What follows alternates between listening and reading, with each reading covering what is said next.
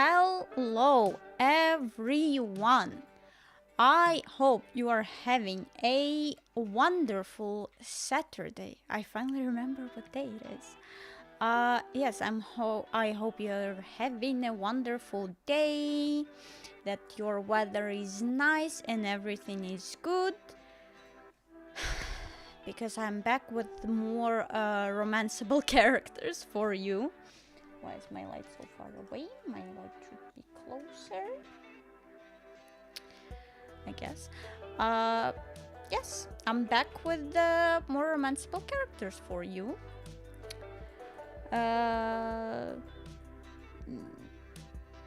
Yes. Why do I keep forgetting what I have to say every time? Every time.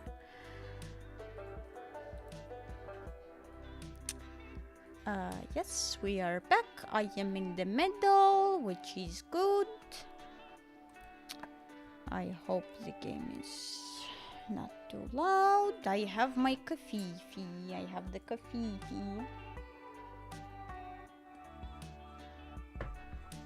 And I think I bought more playable characters. Regular.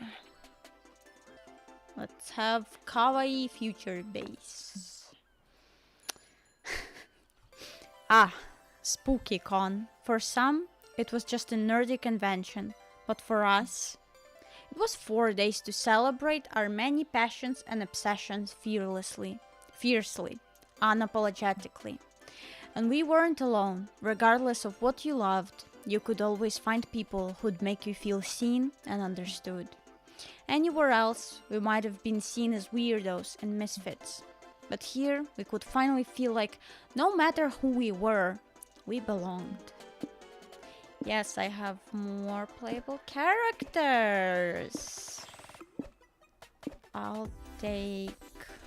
Maybe I'll take Arabi this time. Periwinkle. It's still Zori because every sentence sounds funnier when it's where's an R? Yes. Yep.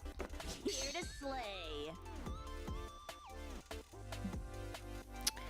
But as dreamy as SpookyCon was, it also came with its own set of pressures, some of which we already knew so well. At the end of those 4 days, the after party loomed over our heads, posing that one evergreen question. Would we get a date for that night? As uncertainty plagued our hearts, we couldn't help but think of the 6 hottest nerds at the con. Zoe, Age Unknown, an eldritch cutie who went from endless deity and harbinger of destruction to author of the renowned fanfic Liam Prom. Liam the Leoncourt, 400-something, is a hipster vampire whose standoffish demeanor hid the fact that he was truly a lovable dork. No. Doc Campbell, 24, a kind-hearted slime that was incredibly broke from supporting all the fandoms he loved. Omen, 25, an evil overlord who was recently freed from imprisonment in exchange for giving up her passion for stabbing people, and the cutie that we romanced yesterday, and we went to the prom,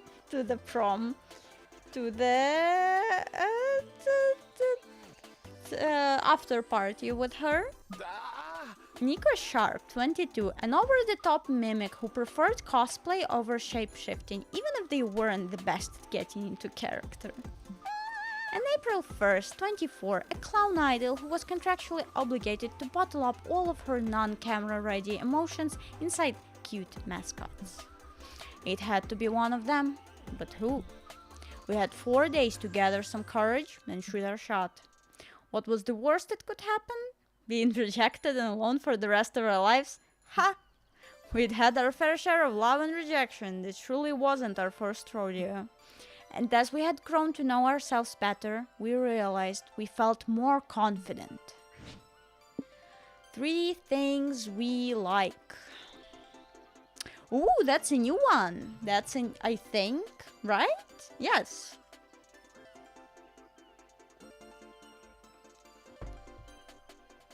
Heavy metal idols Fighting in the shipping wars, hyper-complex Eurogames, dungeon low-level monsters. Forming a cult for the lols. Drama, ultra-layered memes.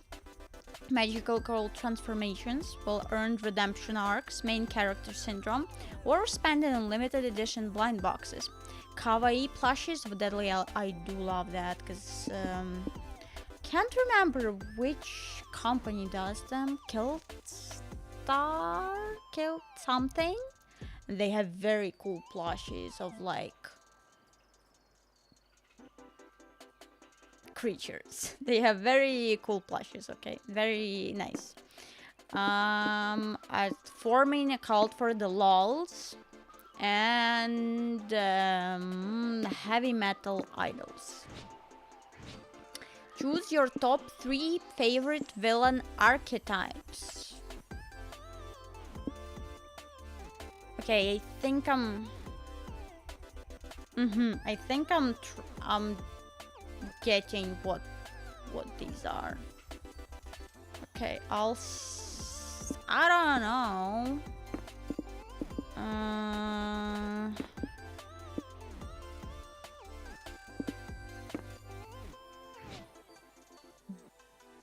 We weren't new to all this, so this time we challenged ourselves with a goal other than finding love. With the support of Zoe and Liam, we had decided to take on a project we had been putting off for too long. Draw your weapon. Making our own comic. We had so many ideas, and yet we always found excuses not to work on them. But the con was the perfect setting to find inspiration and go for it.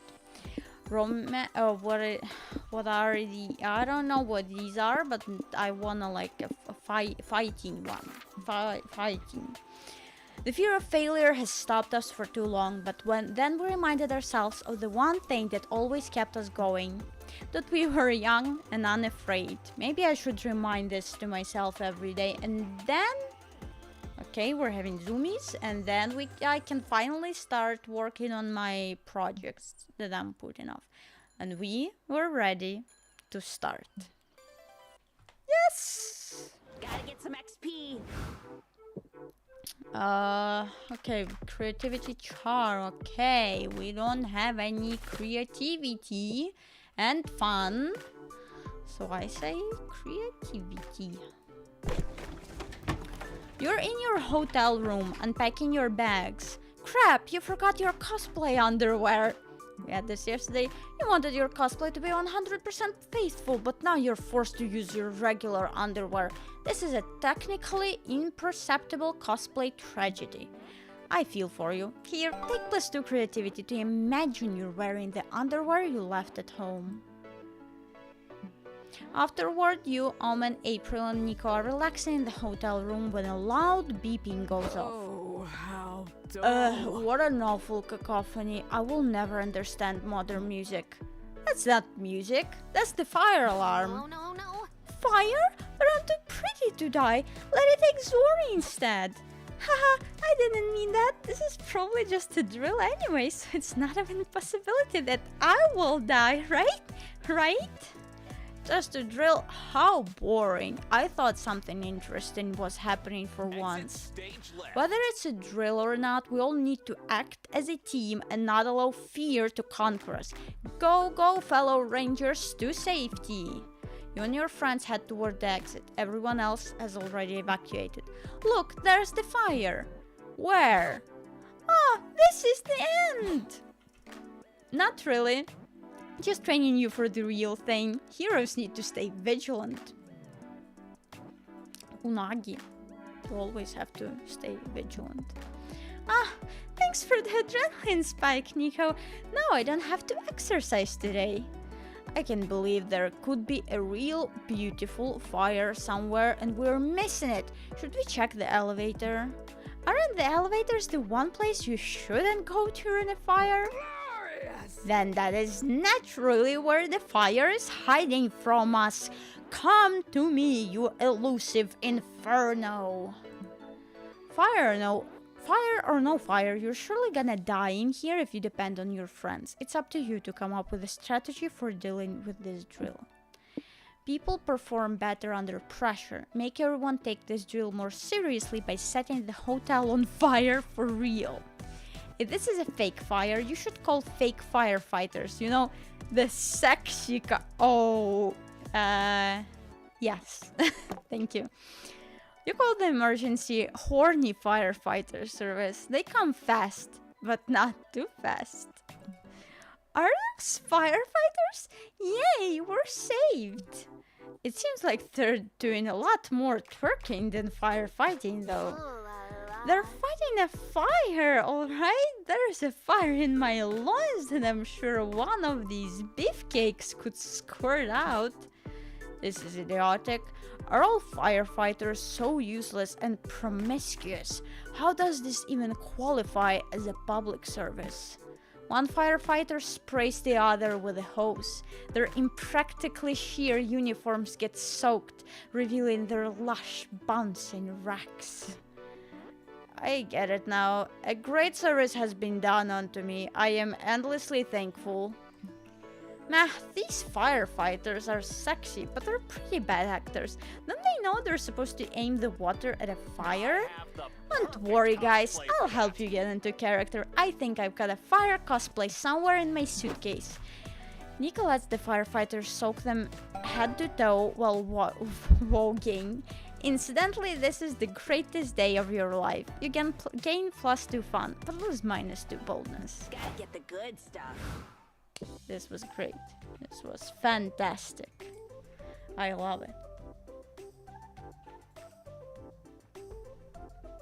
We don't have much fun, so I say fun.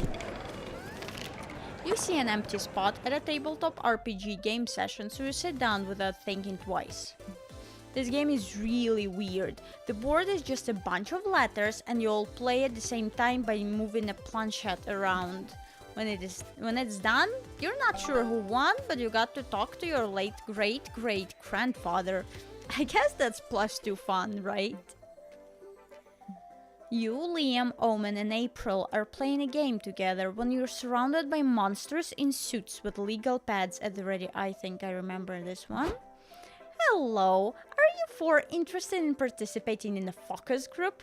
Just sign these NDAs and we'll give you free candy. Nope. No thanks, we're busy right now. He does not speak for me. I love candy and things which are free. Give it to me. Nobody can say no to free candy. You'll sign the NDAs, except Liam, but you just forge his signature and pocket his share of candy. So we're here on the behalf of the Wonder Cinematic Universe, the series of superhero movies you all know and maybe love.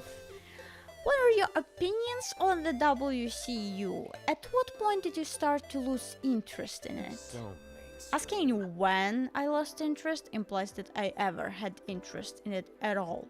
WCU movies are all cookie-cutter, common denominator driven. I liked them for a while, but sometimes a good thing has to die in order to stay good, you know? Oh, I have no idea what a WCU is, but I already hate it. Fine, the WCU is dead, but that means we need another subject to make a cinematic universe about. What do you suggest? Excuse me, we're not going to do your job for you. Actually, you are. Those NDAs you signed stipulate that you cannot leave until you've given us new material to make movies about. Oh, yay! I love it when random things suddenly become my problem. Well, all they said is that they needed new material for that it had to be... Not that it had to be good. Pitch a new cinematic universe to invest in. We're in the era of sequels and remakes. And do you know which iconic movie has none? The 1896 hit Train Pulling into a Station. We're due for a revival of Sophocles' bleak tragedies, reimagined as a series of zany comedies of errors. I am a little bit biased here as a philosopher.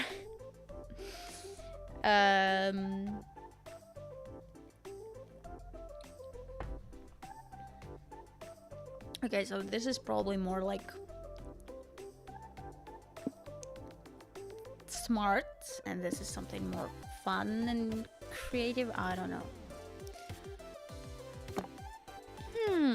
I don't know this Sophocles. How famous are his books or comics or whatever useless print media we're adopting here? Are you serious? Sophocles was one of the greatest playwrights in ancient Greece. That's not promising. Our demographic tends to lose interest in media that's older than 6 months. Really? What a shame. I find Sophocles' work to be hilarious. When I first watched Oedipus Rex gouge out his own eyes, me and everyone else in the crowd laughed so hard we threw up. Oedipus Rex isn't funny at all. It's a tragedy about a man cursing his entire bloodline.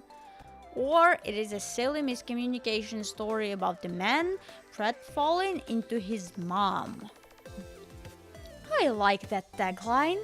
Does this Oedipus Rex has any crossover characters? Excessive cameos are the backbone of our cinematic universe. Yeah, I think this movie has Sonic the Hedgehog in it, right? What? No, what the fuck?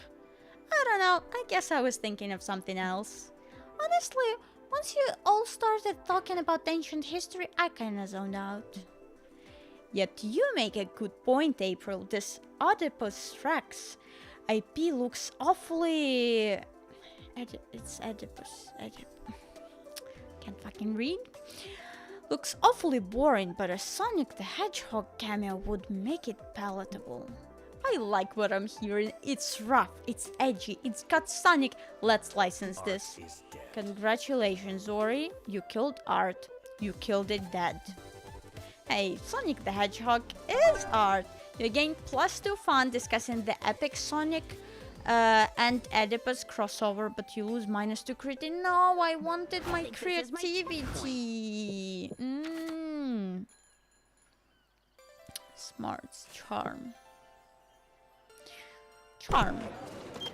You find a portrait artist at the artist alley. Apparently he can accurately portray your soul. You've always wondered what your soul looks like. Buff, small and cute. Hey, maybe it's ginger-haired. My soul is like me, both buff and small and cute, okay? All three of those together. No, it's just you with a weird blue glow around you. But hey, that glow sure adds +2 charm to your looks. Afterwards, you're checking out the video game showcase with Liam, Omen, and April. You pass a jolly indie dev who waves you down. Hello, do you all have 20 minutes to try out my game? I'd appreciate your feedback. Classic Liam. Of course, finally someone who appreciates the quality of Liam to Leoncourt's feedback. Uh-oh, those words have never led to good feedback, but it's too late. You all play the demo. I was invited to a playtesting tomorrow. Maybe I should respond to their email. Liam, when you explained video games to me the other day, didn't you say they're supposed to be fun? Well, Omen, to be exact, video games can also be art. But this one is neither fun nor art. Guys, chill. We're probably just not the target audience. Clearly, this game was made to appeal to people with no taste. Is there anything specific that you think could be improved? Yes, the game. I mean, it's not your fault. There are some aspects of the game that need polishing. You should hire new people in some departments. But I did everything. I'm a solo dev. Huh? What if you hired an actual team while you tried a new position? You could be the studio's janitor. April, are you sure janitors are supposed to be good at identifying garbage when it's in front of them? The poor dev is not having the best time. It's times like these when you remember that your friends are, how to put it, the fucking worst. You should step in and say something that's actually constructive before the dev's self-confidence is completely shattered. Convo the dev on his shoes so intensely and for so long that he forgets you were talking about his video game to begin with. If backhanded compliments feel bad, maybe you could twist your friend's words to sound like some sort of backhanded trashing that actually feels okay? I don't know how that would work, but let's try it. Be gone from me. Cease your sniveling worm. All I said is that your game is bad and you should feel bad. Yeah, so bad it's good. Am I right? You're wrong. This is the worst game I've ever played. But it being the worst game you ever played in 400 years is probably a fit in and of itself. Sure, I guess. Your game is certainly a memorable experience. A memorable experience, as in playing this made me want to stab myself in the hand. Hey, art is supposed to make you feel strong emotions. Self-stabbing is sort of an emotion. Okay, I can work with this. Maybe I could rebrand it as a rage game? That makes sense by the definition. Your game fills me with indescribable rage. Shouldn't we be encouraging this developer to improve his craft rather than settle for gruesome mediocrity? Nope, and you're dragging your friends away before they can do any more psychological damage to this guy. Bye! So, what's next? Personally, I'm getting hungry. Same. Let's try the gyro truck. I've heard it's awful and my food blog yearns for a negative review. Yes, I would love to puke everywhere and demoralize a chef. Good grief, these three sure are hot and fun to be around. At least you gain +2 creativity for your backhanded insults, but they also cost you -2 charm. Where haven't we been? Because I'm a completionist. We have main stage and the expo left. That's it for smarts. You decide to attend a panel on the merits of soft versus hard magic system in magical girl fiction. After getting the required dick jokes out of the way, you actually learn a lot of valuable info about world building mechanics. You gain +2 smarts from all that knowledge and from learning so many new dick jokes.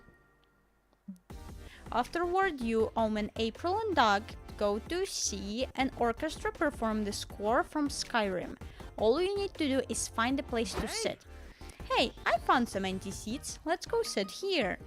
Oh, sorry, but you can't. I'm actually saving that seat for my friend who's in the bathroom.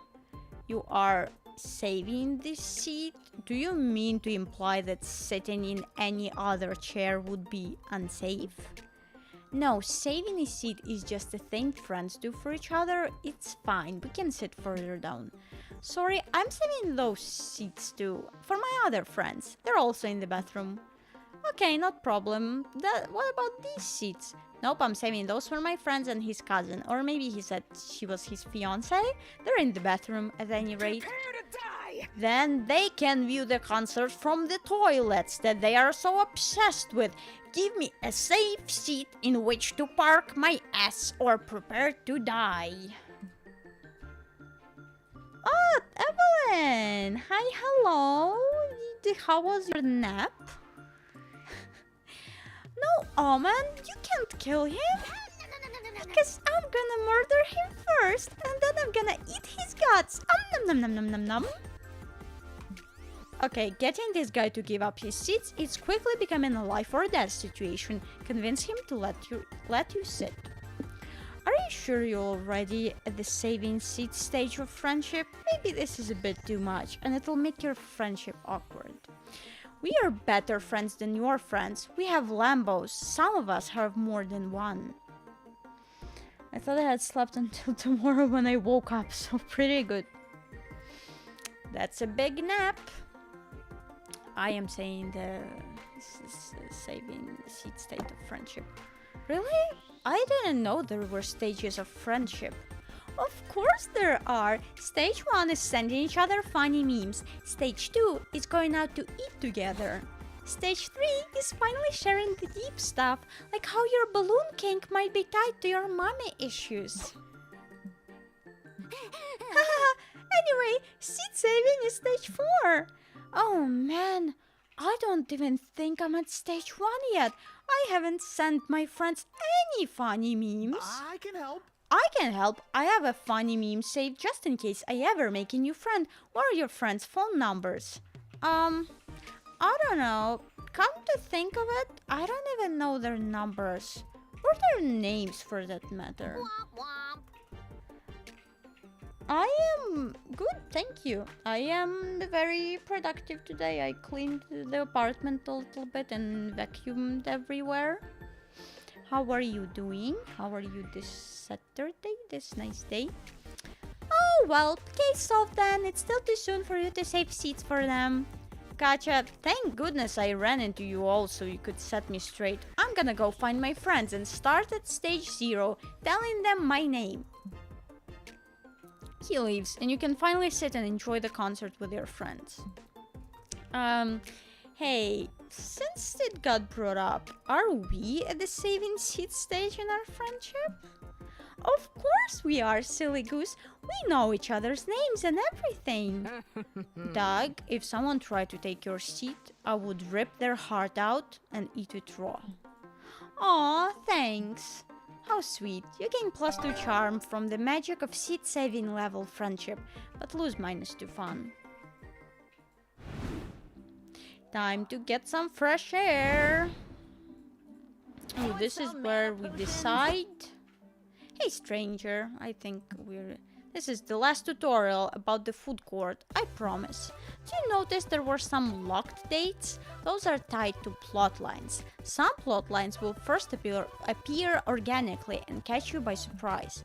But once you finish them, you'll be able to trigger them again by choosing their respective date. There are also locked plotline dates at the alone table. Those do not appear organically. You gotta unlock them and only then you can trigger them through the respective dates. Plotline dates only appear during the first food court turn, since you'll need time for the plotline to fully develop. Also, they have a spicy meter to better inform the spiciness of the plotline and its secret ending. Anyhow, you must be hungry. Go sit somewhere. I am indeed hungry. In real life. Smart. Charm. What do we have? Who shall we romance today? Tell me your opinions. Ray yesterday said that she liked Nico. What about you, Evelyn? Who do you think?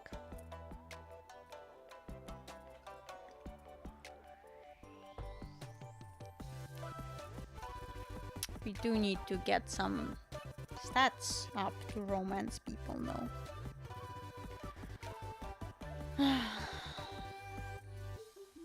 I was thinking that I definitely want to try to romance Zoe, because she's funny. Who have you romanced?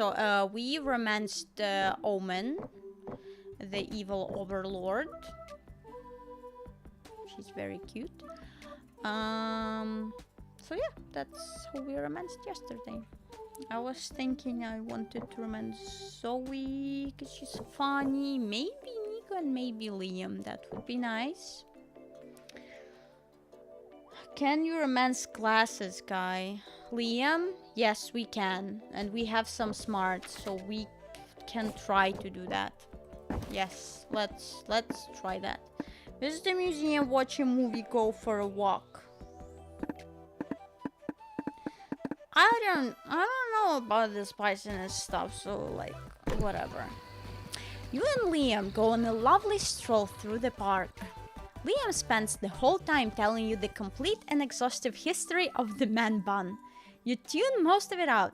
You're more focused on watching his luscious purple lips flap around shit you couldn't care less about.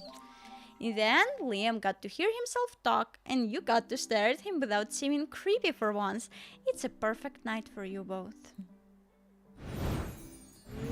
That means that we need to get more smart. I don't know if this one, you have to get like more... Yes! Get it? The con is a whirlwind of activity and overstimulation, but somehow you find the time to work on your comic. Time to brainstorm. What's something that stirs fear in your soul? the ghost of all the big surreal artists of the early 20th century. Math, wolves with guns for legs, wolves with big, menacing dongs.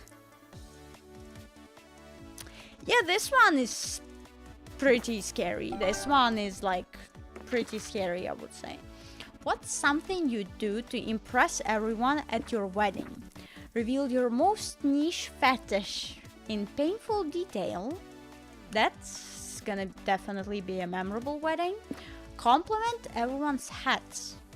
Solve the Hodge conjecture, a major unsolved problem in algebraic geometry. Kill a walrus with your bare hands just because. Solve the Hodge, that sounds fun. Funny.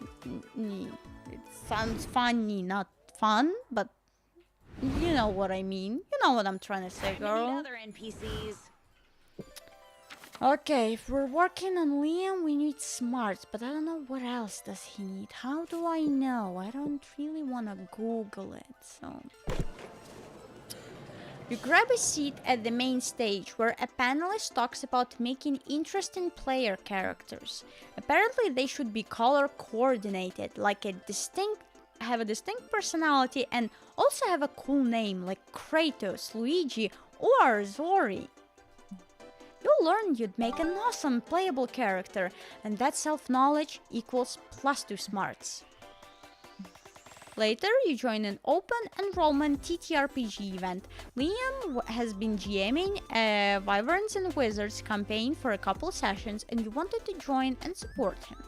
You know Liam can be an acquired taste, so you thought you could help him be a bit more digestible to strangers experiencing him for the first time. Greetings, my fellow congoers. Greetings, everyone. This is my friend Zori, and she will be joining our little adventure here.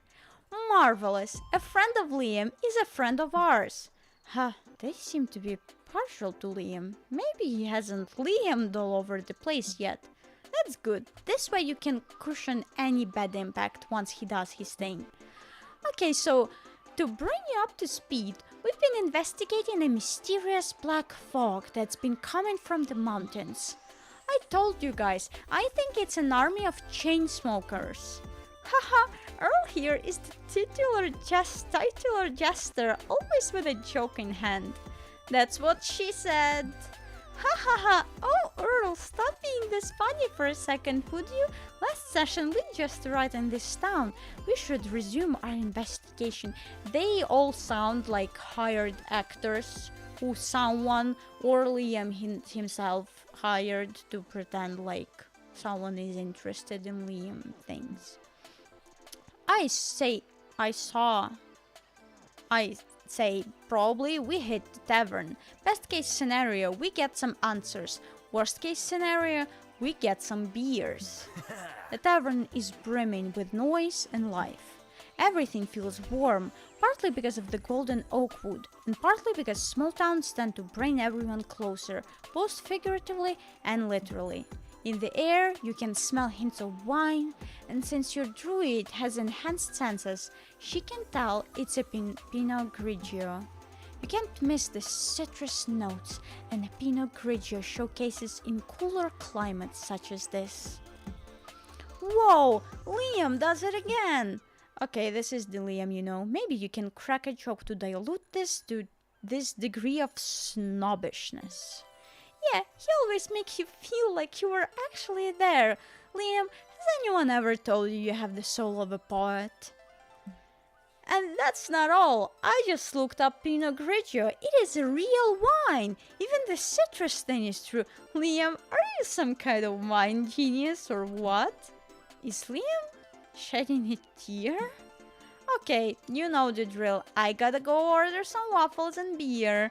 I wouldn't be Sir Waffles of the waffle order if I didn't order them at every tavern we hit. Can you choose who to interrogate in the meantime? You know, I'm bad at that stuff. Sir Waffles only knows punching and waffles. This is your chance to make a good first impression. You take a look around the tavern while Liam describes the people in there and narrow it down to 2 people who may know about the Black Fog. Oh, pictures! The beholder that cleans the tavern's bathrooms. It's clearly Liam's clever way of saying this character has seen some shit. The mysterious looking purple guy. That's definitely not Liam's self-insert character. No artist can resist self-inserting.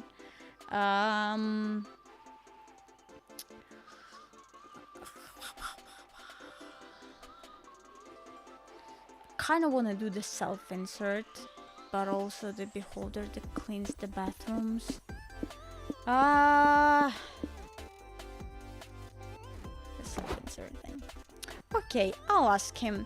Excuse me, sir, do you have any information about the smoke coming from the mountains? Once again, I sit here with quill clearly in hand, yet everyone constantly bothers me and doesn't care a whit for my poems. Oh, sorry, I didn't know you were busy. Why do I even bother with poetry anymore? Where there's the love of the craft, sure, but one-sided love is a lonely relationship with art. Actually, a one-sided love is a lonely relationship with art could be turned into a decent iambic pentameter. I should write this down. Jeez, Liam, I wasn't gonna say anything at first, but could this guy be any more of a self-insert?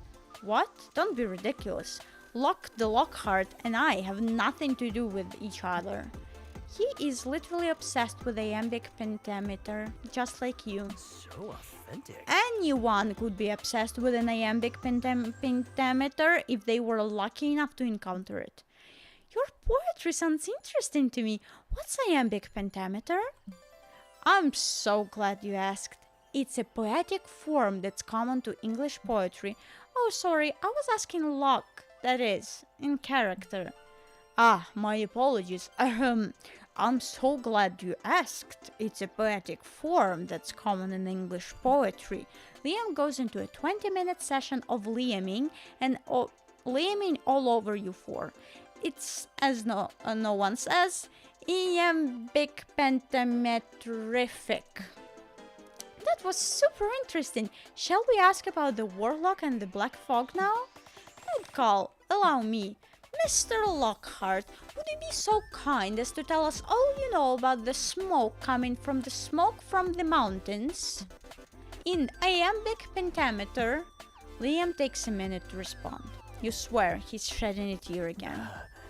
It would be my pleasure.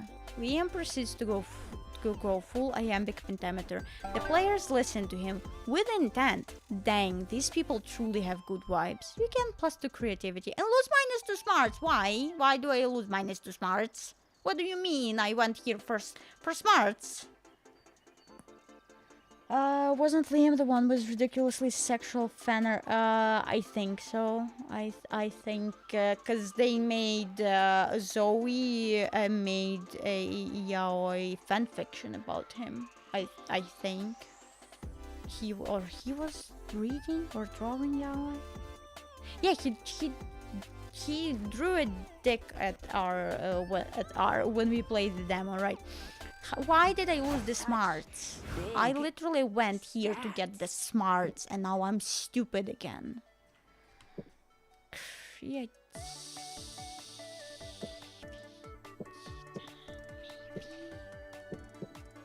Chop. You find a stand at the merch hall that sells hyper-realistic VR headsets. You buy one immediately. VR is the future. You put it on and you see your surroundings. Yep, it's a scam. The headset is basically a football helmet and a pair of glasses. No refunds allowed, but the headset looks good on you, like +2 charm good. You, Zoe, and Omen decide to visit Liam's yaoi art stand. So what, we went on one date with Liam and now they're putting more of him in our things? Okay, thank you. Or, I don't know. Hopefully he offers the friends and family a discount. The three of you find him motionless, staring wide-eyed at a piece of paper. He seems unnerved Oh my god, is this the dick one? Is this the... I think it's the dick one. You good, buddy?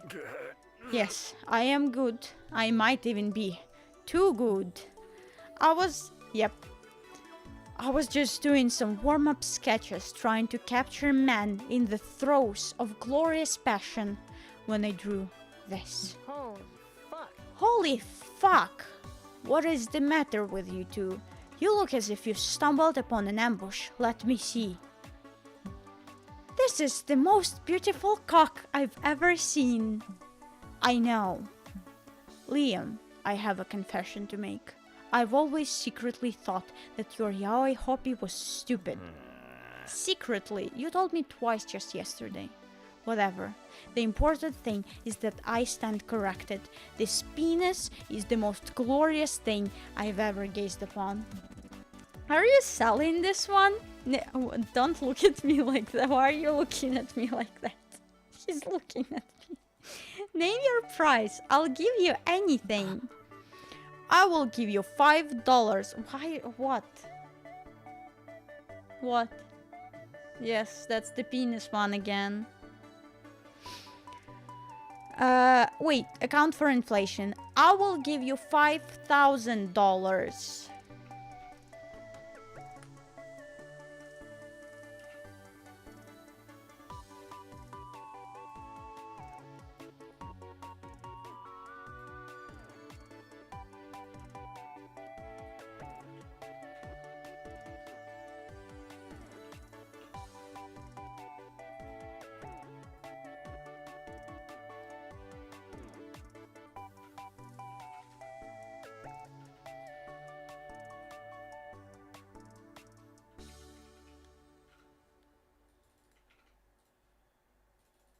Okay, we're all good. We're all fine.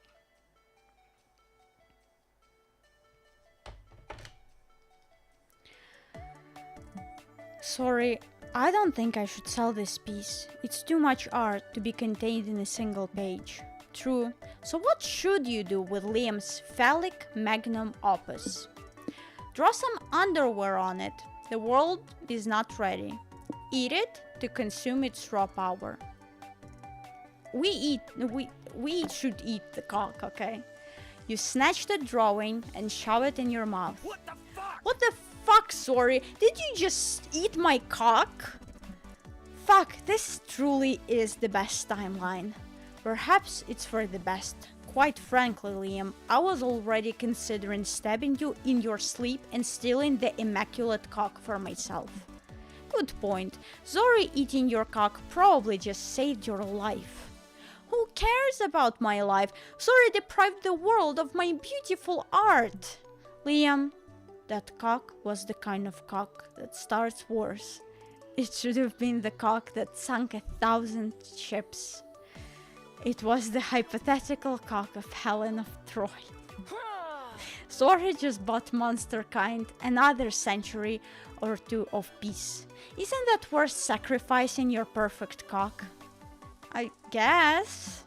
Liam longingly caresses your belly. Good night, sweet prince. I pity you, my strange cock-worshipping friend. Would you feel better if we purchased some hot dogs? If you're not leaving, Because I am going to get some with or without you. This experience has given me a craving for something phallic. You averted war, apparently, and got to eat hot dogs with your friends. And the power of Liam's cock inside you gives +2 boldness and -2 creativity. Why do we lose creativity again? Very normal stuff, very normal. Yes, how ridiculous this game was. It's a great... Yeah, I love this game. The developers are outperforming themselves every time. Boldness, creativity. Can we still go for creativity? Since you have some time off, you decide to hone your drawing skills by drawing some fan art. You draw Son Goku, but you give him boobs. What a creative reinterpretation. Then you draw Splash Kaboom with a twist. You add boobs and name it Splash Kaboobs. You're on a roll. Finally, you draw Misada from Evangelion. You turn her into a green-skinned biomechanical symbiote and make her blonde. And you also give her a second pair of boobs. You deserve +2 creativity for your successful boob storming. A bit later, you, Liam, April, and Omen are enjoying some downtime together. April is very focused on whatever she's writing in her notebook. April, what is it about the scribble that engrosses you so? Are you penning another diary entry? The last one left off on quite the cliffhanger. I would violate community Ah, you guidelines. little sneak! So you like the bit about my wet dream in the bouncy castle? Okay. I'm actually too busy to talk right now, sorry. I've gotta push through this writer's block and finish the lyrics for my next single. So far I've got "You fill me up with magic, so sweet it's almost tragic. I'm your sucker for your lollipop love." But now I'm stuck. Maybe it's because I'm not craving lollipops right now. I'm a sucker for your beefy 5-layer burrito love. Isn't that sketchy though? So I think your writer's block is due to a faulty foundation. The melody and lyrics you have so far are too formulaic. The point of formulas is that they always work. You know, like you probably learned in 6th grade math. The nerve of you. We're talking about art, not math. Art, smart. Personally, April, I think you're wasting an opportunity to control your minions with this new musical composition. They're more like stands than minions, silly goose. Mere semantics. These stands follow your every whim, do they not? You could easily mobilize them to do something fun, like ritualistic arson. Omen, don't convince April to manipulate her fanbase into committing heinous crimes. Yeah, I would never do that. I've definitely never done it before either. It seems like April doesn't want your friend's unsolicited advice. But shutting Liam and Omen up is unrealistic, so the next best thing is to offer her your unsolicited advice. Fans love to vividly theorize about celebrities' personal lives. Write a song that vaguely implies that you've murdered someone. A good song summons the devil when you play them in the reverse. Just write down a devil summoning invocation and put it in reverse.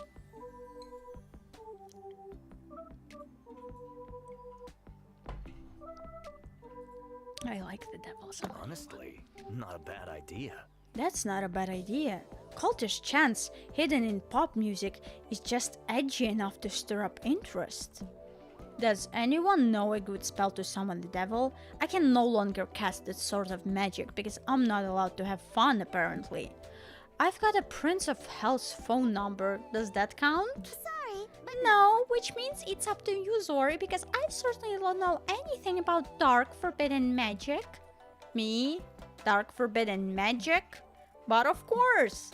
You pull out your phone and scroll through your demonic spellbook app. Okay, I have spells to summon the devil for evil reasons, spells to summon the devil for horny reasons, a spell to summon the devil for those rainy days when you just feel alone. Wow, Zori, you certainly have a pentagram for every occasion. Huh? When you reverse the lonely summoning spell, you get a melancholic country song about the tragic decline of the Rust Belt. Go figure! That's not really your brand, though. Did you try reversing the horny one? Horny and demons go well together. wow. Oh, this one's cheesy in all the right ways. Let me try mixing up a melody for it. April uses her music software to add the reverse chant to the same 4-chord progression that's in every pop song, undercut with some clown hunks. I must admit, April, this is actually pretty catchy. I feel strange. Is it normal that this song makes me want to shake my rear? Normal? Oh man, that is great! You and your friends celebrate by shaking your butts to April's soon-to-be next hit single. You gain +2 smarts, but lose -2 boldness. I knew Get the that good that would be... stuff. the smart option.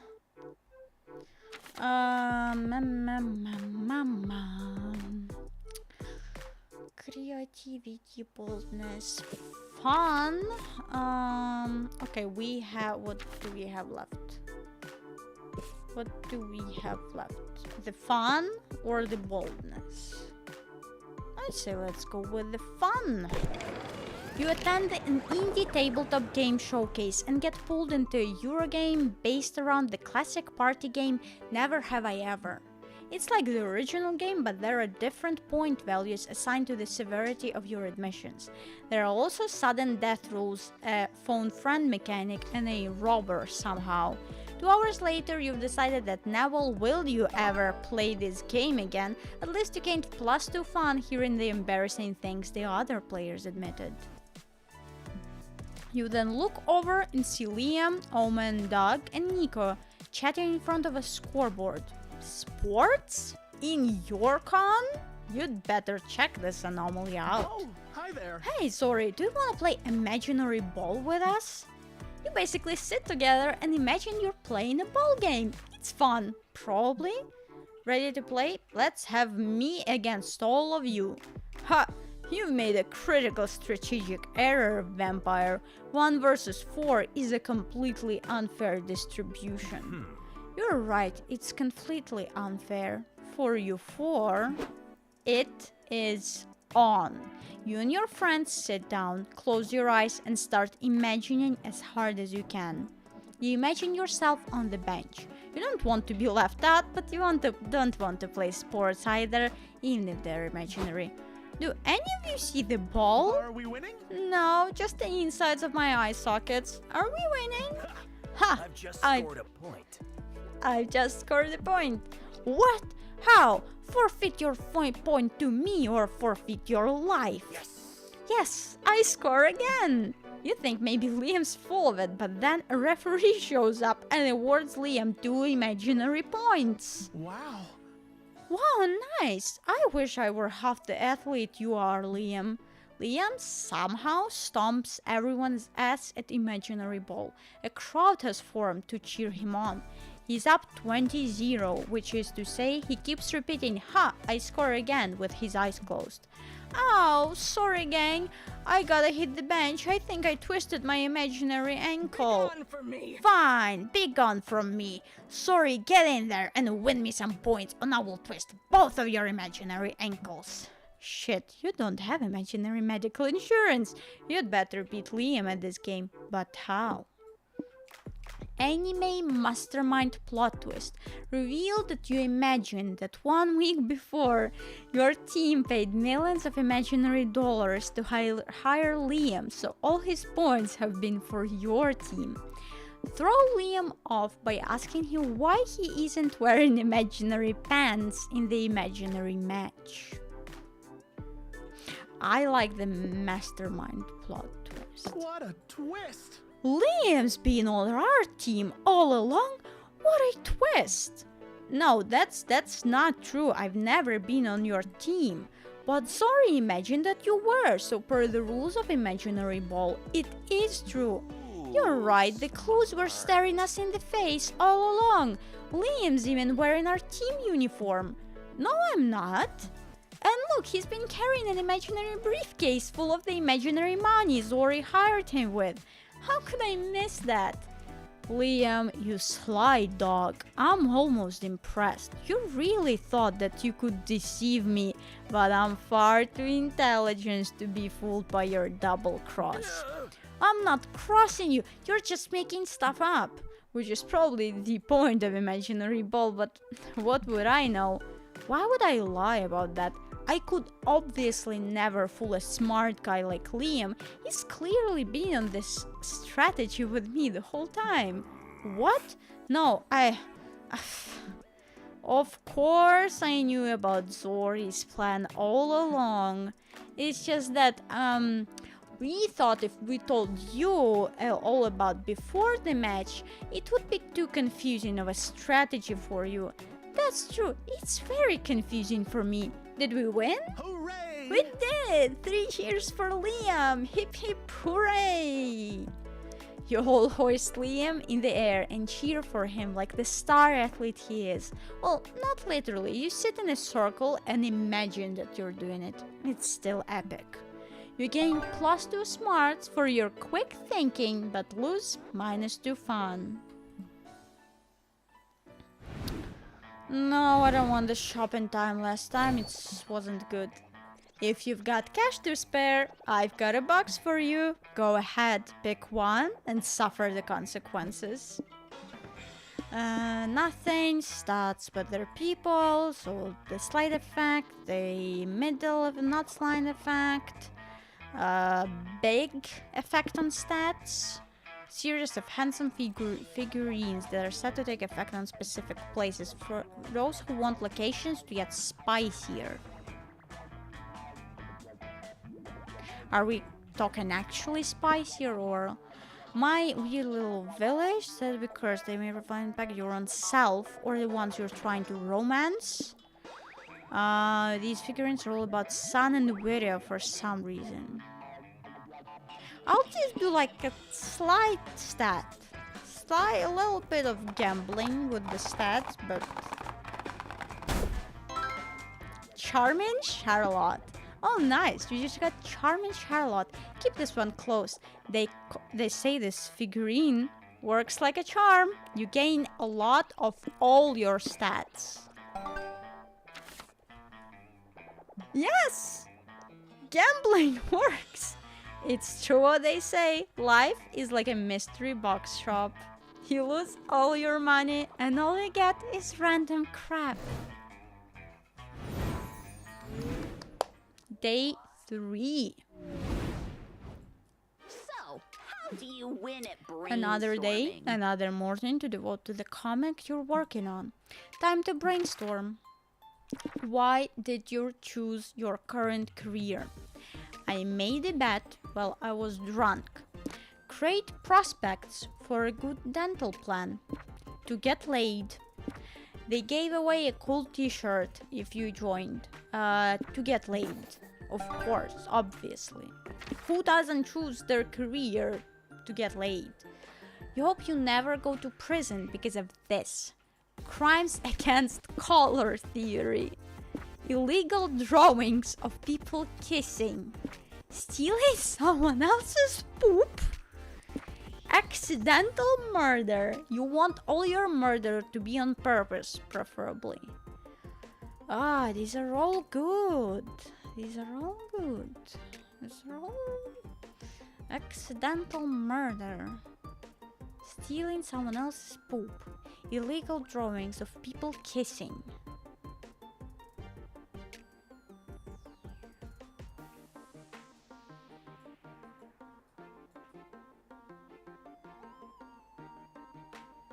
Accidental murder.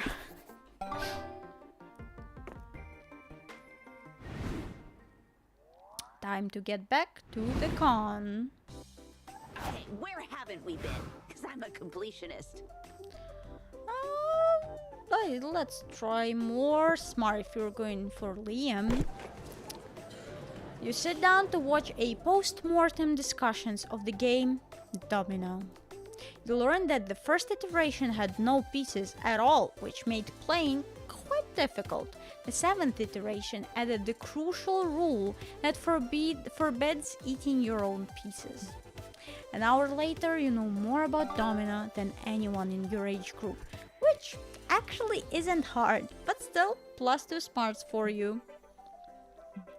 Later, you head to the community zone for another session of Liam's TTRPG campaign. Bonjour, as the French say. Last session you learned... Oh, maybe you think it's a plot? You think it's a plot line? Ooh. Last session you learned that a warlock is creating the black fog for some sinister plot. And not a moment too soon, today you wake up to the fog blanketing the village. Mozzie, stop sending me reels. I'm streaming. Watch my stream instead of watching reels. Blanketing the village. Uh-oh, I bet that means the warlock's about to attack. The villagers must be freaking out. Actually, the smoke is giving the villagers a giggly head high, so most of them are just having a good time in the town's plaza. They're not throwing a party that they're now throwing a party that they're calling the Lollapalooza of the 14th century. I got this. I'm gonna stand up on a box and try to get everyone's attention. Hey everyone, stop dancing and get the hells out before you get hurt. No way! Boo! A drunk villager says. Doing recreational drugs and shaking my posterior is way more fun than listening to logic or reason. I think I'm having hiccups. Yeah, Liam, shut up, another villager adds. Even if your words are sensible and smart, I prefer to call you a nerd and start a fire for no good reason. Liam? Yes? No, I mean the second villager called me Liam. My character's name is Sir Waffles. Oh yeah, right. My bad. It was a temporal lapse. He meant to say Sir Waffles. Geez, projecting much? Poor Liam. Guys, are we sure that these villagers are actually worth saving? Of course they are. We just need to think of a way to get them to leave. Ugh, Sir Waffles isn't one for plans. I wish I could be at the tavern eating some waffles and drinking some beer. Maybe they need some tough love. Let's attack them until they decide to leave on their own. Nah, you're not resorting to violence yet. How can you convince the villagers to evacuate? Just your brain the evacuation as a pilgrimage. Medieval types are super into that religious stuff. People are bad at taking seriously any danger they can't see. Give them some danger that they can see. Unhinged jaw, beer, bees, pour out. Bees?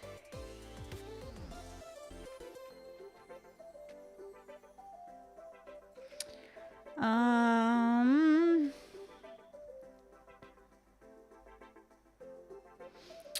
say pilgrimage. Can I have the box? Be my guest. People of the village, I come bearing an important message. We must all start a pilgrimage to the woods. Why should we do that? We don't care for the woods or for slam poetry. We only care for partying, making bad life choices. Should we attack them now or not yet? Sorry, you have to think like the villagers if you want them to listen to you. People of the village, there is a very good reason we all must make a pilgrimage to the woods. I was there last week and I saw something incredible. A talking dog. You're all a 17, okay? A villager says, tell us more about this talking dog. Was it amusing? It had the energy of 100 japes. Not even the king's personal jester could dream of being half as jocose as this talking dog was. Not bad. You're all at 13, but you get a +2 bonus for using medieval sounding thesaurus-worthy words. The villagers finally leave the town, lured by the promise of a talking dog that may or may not be a religious thing.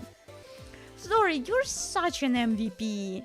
But oh boy, it sure was frustrating to try to talk sense to people while they were trying so hard not to take you seriously. Right? I've played tabletop RPGs before, but most of the conflict is fighting some baddies. This felt very realistic. How do you even come up with these ideas? You could say this, as most artists do. I draw from my own experiences. Oh, yikes!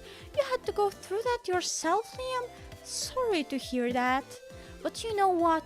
I once heard that most geniuses are misunderstood. Maybe this means you're a genius. He's gonna definitely cry again now. But let's not forget about the other genius in this room, Zori. Let's go to the tavern to celebrate this victory. Waffles are on me. You all go to celebrate, and later your party ends with the session preparing for a great foggy war.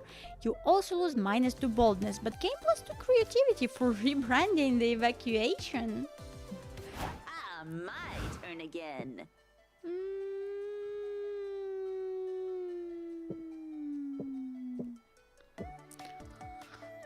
Charm.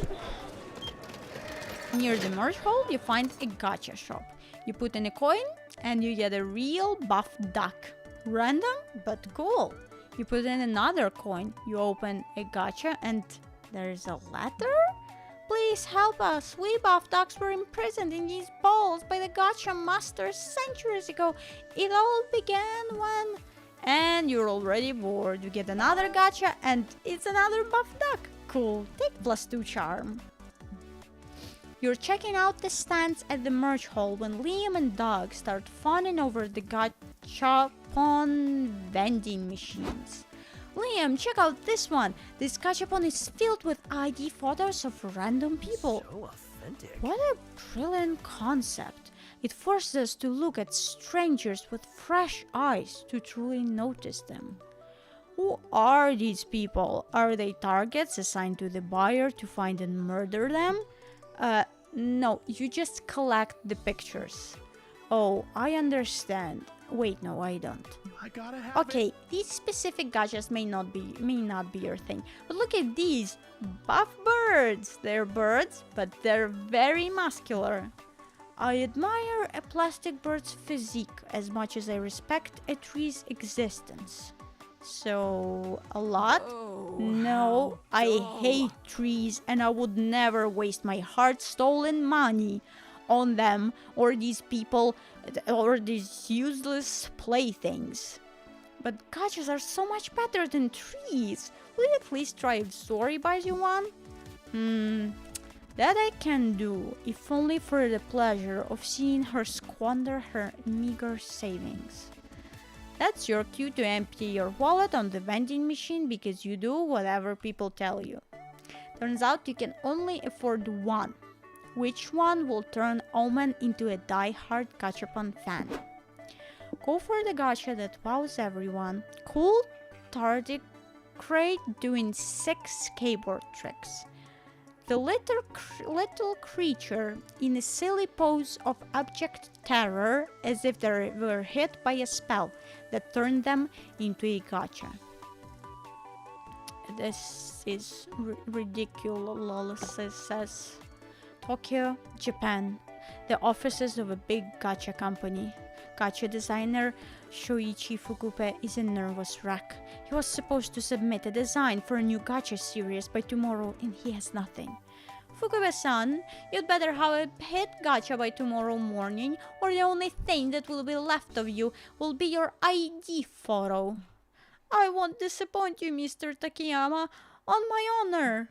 After a long ride home, Fukube meets his brother, who has taken him in during this rough patch.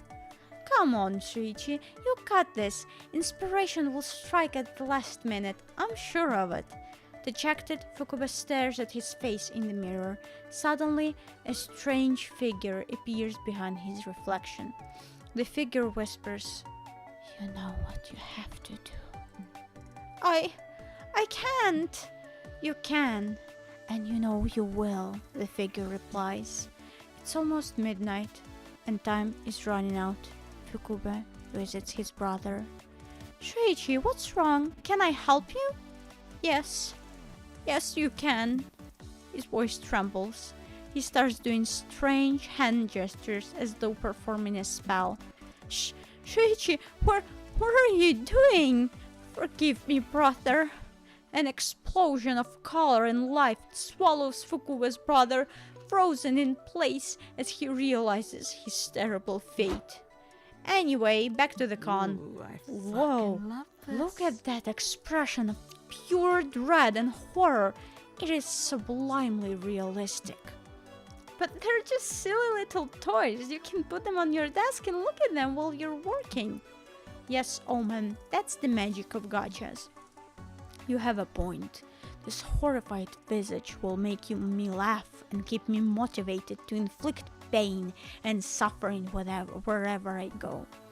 That sounds like a win in your book. You gain +2 smarts for knowing what tickles Omen's fancy. And yet, you can't avoid taking another quick look at the gacha. Yeah, you lose -2 fun. Such big stats. I have very big stats, yes. Hmm.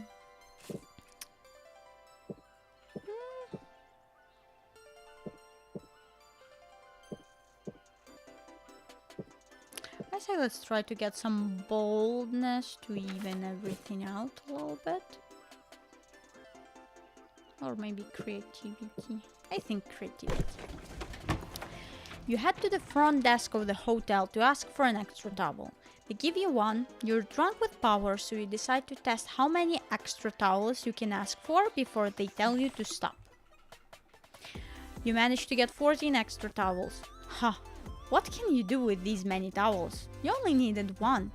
You decide to build a towel fort in your hotel room. You gain +2 creativity from such a magnificent architectural endeavor. Now you're waiting in line to get into the con, but there's commotion up ahead, and for once, it's not your fault. Is this the same as yesterday? Sorry, but you can't enter the con with a weapon. Come on, let me bring it in. It's part of my cosplay. That's fair, partner. We've let in people with swords and axes and stuff. Why is this different? I'm pretty sure there's a difference between a rubber sword and an AK-47. Okay, so it's a dangerous weapon and it's cosplay. Which one overrides the other? Guys, this is obviously a Schrodinger's cosplay weapon situation. It's impossible to know if this is a weapon or cosplay unless or until it's used for violence. Then we shan't know until we test it. Open fire! Are you kidding me? Of course not. This is for science, Liam. You who are so obsessed with logic and empirical facts cannot turn your back on this experiment. Oof, this nerd stuff makes my head hurt. Damn it. All of you make my head hurt. As much as you'd love to discuss this all day, you have a con to attend. Convince the guards to move this gunman along so you can get in. Dress the gun up as a kawaii waifu. It will be undeniable that it's cosplay first and foremost. They say no risk, no reward. So is it really bad to allow a gun into the con just because it sounds incredibly risky?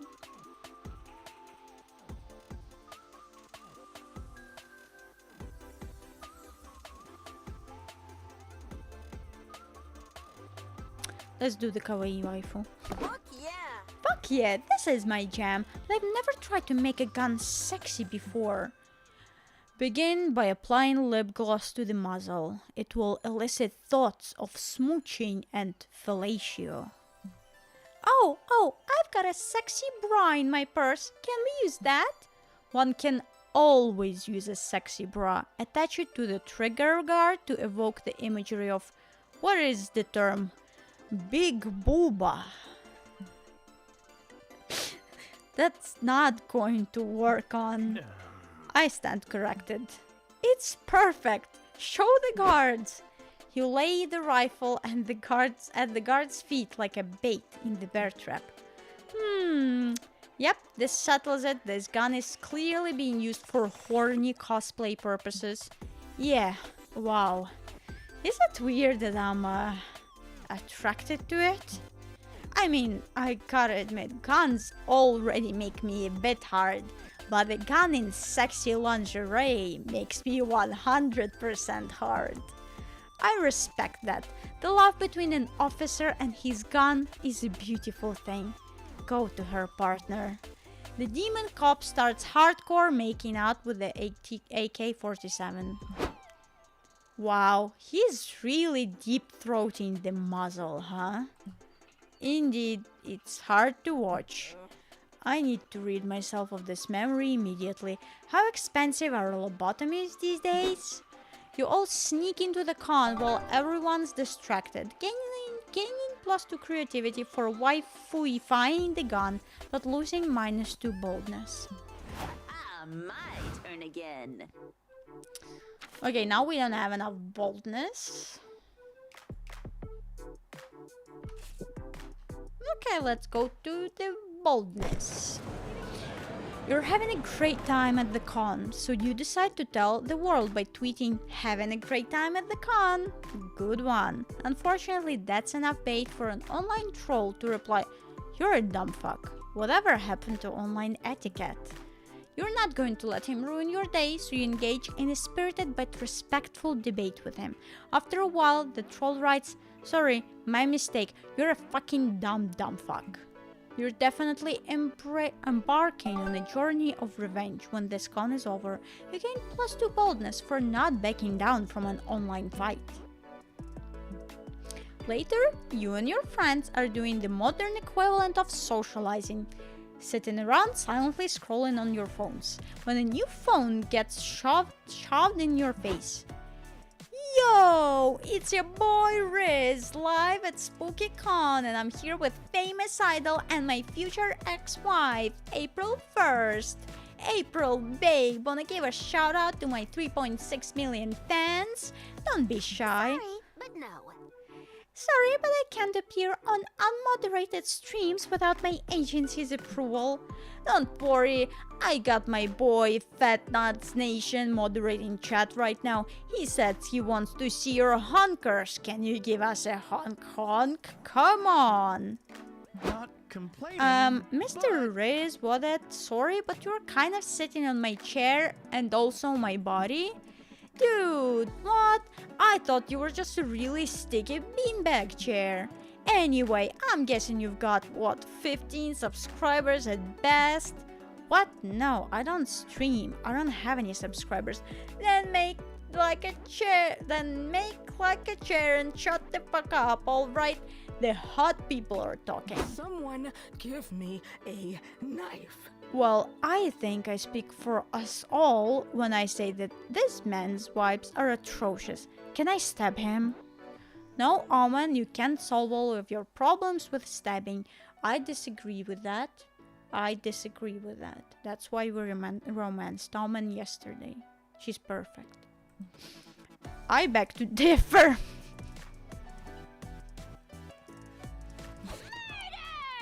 Yeah, come on, let's stab him. Stabbing's fun for all ages. Not true, stabbing should only be performed with a responsible adult. Look, he's a banshee, which is a type of ghost. Stabbing him wouldn't even harm him. This is a great teachable moment for Omen, everyone. How can we solve this problem without stabbing? So stabbing him's officially off the table? Then better think of some other way to get the streamer to go away. Use the biggest streamer repellent. Liam reading freeform poetry. Borrow Omen's knife. Stab it with another knife. Omen's knife will die and become a ghost knife. Proceed to ghost stab the banshee. Hell yeah, I do want to stab the guy. Aw, that's so nice that you're cooking dinner, that you're cooking birthday dinner. That's very cute. Tell your boyfriend happy birthday for yesterday. Belated happy birthday. Yes, let's stab the knife. Great plan. You grab Omen's knife. Hey, that's my knife. I'd kill you if I had another knife. Good point. You need another knife to pull this off. Maybe you'll find one in April's purse? That girl has everything. Sorry, wait! You find 2 wallets, a lipstick palette, a bra, a finger. Is this a gun? And finally, a serrated knife. You stab Omen's knife with it. No! You stab the banshee with the spirit of Omen's knife. It kind of feels like stabbing cold butter with even colder butter. A stab wound! Rip me! But hey, these are the risks you take to live with an unlife of hot takes and streaming fame. Smell you later! That was epic. Thinking, Zori, that was so inventive that it almost makes up for the fact that you stabbed someone. Yeah, that was really nice of you. Thanks for getting rid of that guy for me. But if you ever meddle in my purse again, you'll find out just how many weapons this thing can hold. Capiche? Are you okay, Omen? Oh. My poor knife. I think I understand now why stabbing people is bad. Sorry you had to find out this way. You all go outside to hold an impromptu funeral for Omen's knife. It's very emotional. You gain +2 boldness, but lose -2 creativity. We just stabbed the guy. Fantastic. See, all of the problems can be fixed with stabbing. Liam. Huh? Where are you, in London? No. How's the con so far? The spooky con friend group sharing an apartment.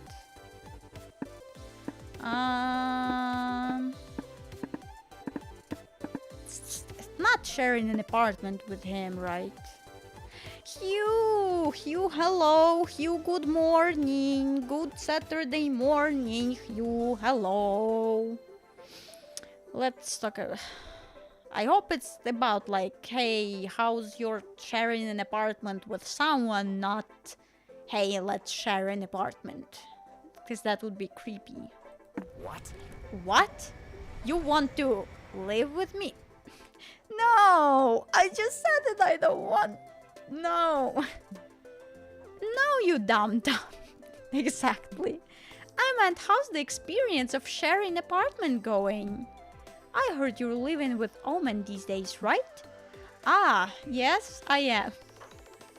That's literally the thing that I just talked about. Well, it's like 10 a.m, so not really morning anymore, but hee hee. Hee hee indeed, my friend. I'm her sponsor in the Redemption Arc program.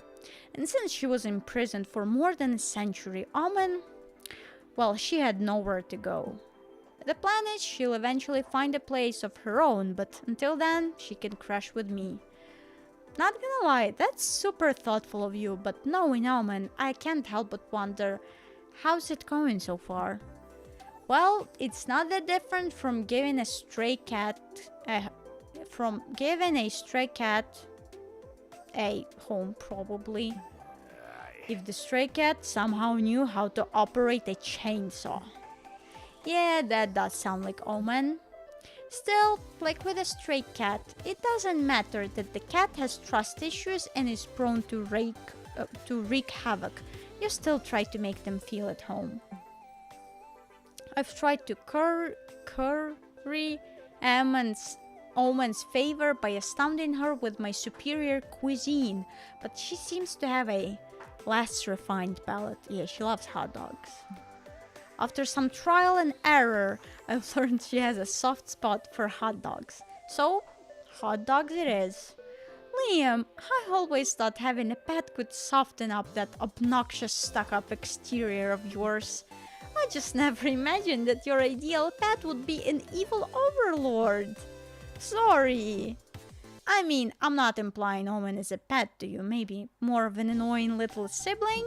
In any case, I'm sure you get my point. Heh, I do. I just hope Omen can learn that there's a better way to do things other than murder and evil. No, there is none other better way to do things than murder and evil. Again, let's agree to disagree. It's heartwarming to see Liam take his sponsor role so seriously and care this much for another person. He seems to really understand the importance of redemption. Day 4. Comic. Time to write my chronicles. And all of a sudden, it's time for the last brainstorming session of your comic. Where did the time go? Indeed, where did the time go? I was having so much fun with this stream, I didn't realize that we were streaming for such a long time. What's the best way to combat a hangover? Intense poetry slams. Passionately kissing your own hand. Holding a heavy object between your butt cheeks. 6 years of majoring in biomedical engineering. These are all great answers. The best way to combat a hangover: intense poetry slams, passionately kissing your own hand, holding a heavy object between your butt cheeks. The butt cheeks. Even though passionately kissing your own hand was really good. If you were in a band, what would you name it? Twin Dolphins of Fire, Surgical Eye Removal, Anal Beads Sexy Deadly Whiplash, Kawaii Eyes Forever. Surgical Eye Removal and Anal Beads Sexy Deadly Whiplash. Have I said this before on the demo when we on that stream? I think I did. But yes, Surgical Eye Removal and Anal Beads Sexy Deadly Whiplash. This is fantastic. Wow, I have a lot of fun in my answers. Let's get back to the con. Speed run this shit. Yes. Let's try smart. Let's see if Liam's campaign is going anywhere. You're sitting in the main stage for a panel titled "Are Dating Sims Back?" The stage is empty. After a few minutes, a shy-looking guy approaches the mic and says, "They're not, because they never left to begin with." Yay! The audience goes crazy. Crazy for dating sims. You gain +2 smarts for learning dating sims will never stop being cool. Yes. Yes. So, you're in the middle of a plot line, huh? Yes, we are, I guess. I'm here to explain a small twist. No. Normally, when choosing an option in an event, you will gain the stat associated with that option and lose the stat associated with the other option, right? Hope you were paying attention to the other tutorials. Well, the last event of each plotline goes back to our classic stat threshold mechanic from previous games. Oh no. What does this mean? In these events, each option is tied to a stat. You gotta guess which stat is tied to each option and then check your own stats, okay? Then if you wanna succeed, you must choose the option tied to your highest stat of the two. If you choose right, congratulations, you'll be one step closer to getting a secret ending. Right, because if it's a plotline, it's a secret ending. I want a secret ending. But if you choose wrong, then you will fail the event and the plotline will come to an end, preventing you from getting its secret ending. No pressure, right? Nothing else to say. Go for it, player. Then you race to the community zone for the final session of Liam's W&W campaign. It's time to show that final boss who's boss. Bonjour, as the French say. Welcome everyone. We ended last session with you all preparing the battlefield for the inevitable confrontation with the evil warlock. Now he's finally arrived. Ha! Are you four the only heroes this pathetic village could scrounge up? Killing you will be a breeze. You're no match for Angular, ruler of the dark magic side. Wow, Liam, cool costume. And you're really owning that shirtless look. Have you been hitting the gym lately or what? Oh, thanks. I've been doing a bit of exercise to look like more accurate Angular, you know, for immersion. Well then, you're going down, Angular. We'll defeat you with the power of justice. And teamwork. And waffles. Don't flatter yourselves. I've felt thousands of would-be heroes in my immortal lifetime, and the shame of that hasn't yet caught up to me. I'm sure that when it does, I'll develop a complex internal conflict which I will face with the support of newly found friends. But today is not that day. Prepare to die. Who needs therapy when you can project your shit onto a TTRPG campaign, am I right? The evil, tragically misguided, devilishly handsome warlock seems to be capable of controlling the fog with his superior mind. As you may remember, the fog can suppress the better judgment of people, and now Angular is throwing a good chunk of it towards you. What do? What you'd like to do is hug Liam, since him projecting all kinds of stuff into this campaign low-key feels like a cry for help. But he'd never forgive you for hugging him in public.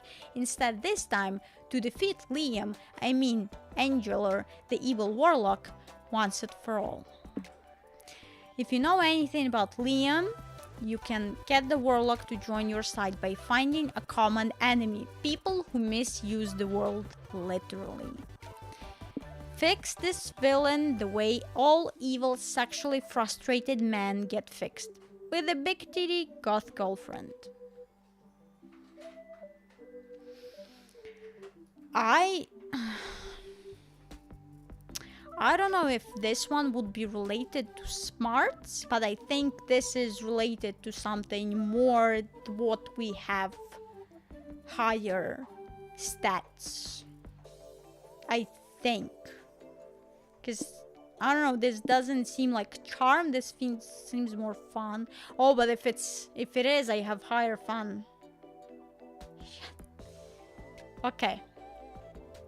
Okay.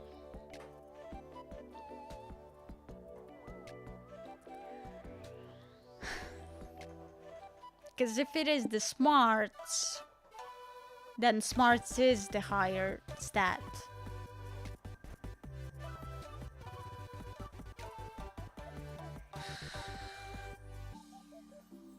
This looks like smarts, right? The people who misuse the word literally, right?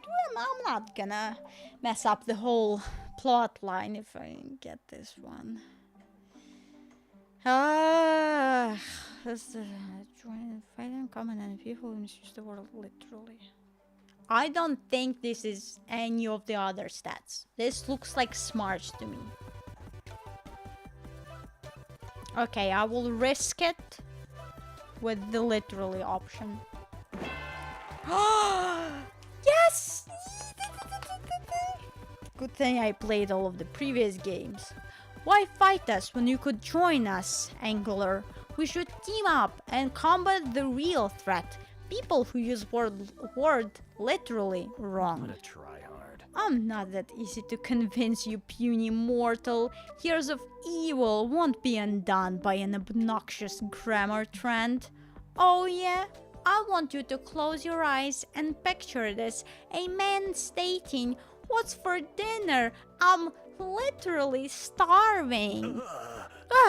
Such idiocy hurts my soul. Make a persuasion roll, Zori. You'll need a 15 or greater to turn Angular to your case. Damn it, I got a 13. Almost. This upsets me so much that my blood is literally boiling. Actually, I just remembered we get a +2 bonus to persuasion for being handsome. Dang, how lucky are we? That was mad convenient. Your words ring true. Fine, I shall renounce my life of evil and direct my energies where they truly belong, correcting people's grammar. Angular joins the party. You spend the rest of the session fighting literally abusers, people who mix up there, and people who think a lot is one word. Can we also fight the people... what do I hate?